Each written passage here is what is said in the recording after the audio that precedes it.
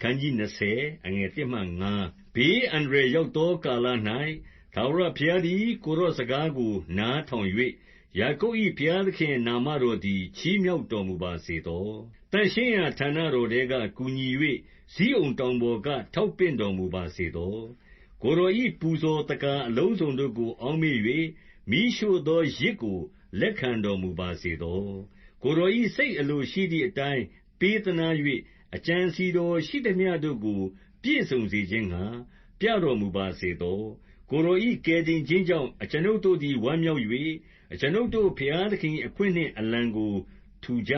လိမ့်မည်ထာဝရဘုရားသည်ကိုယ်တော်ဆုတောင်းသမျှအတိုင်းကျေးဇူးပြုတော်မူပါစေသော6ထာဝရဘုရားပေးတော်မူ၍ဘိသိက်ခံသောသူအားကယ်တင်တော်မူကြောင်းကို၎င်းလက်ျာလက်တော်ကယ်တင်ခြင်းအစွမ်းနှင့်ထိုသူ၏စကားကိုသန့်ရှင်းသောကောင်းကင်ပေါ်မှ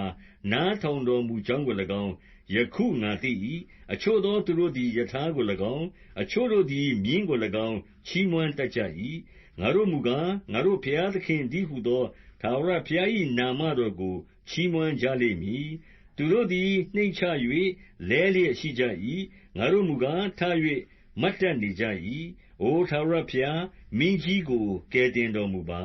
အကျွန်ုပ်တို့ခေါ်သောအခါနားထောင်တော်မူပါ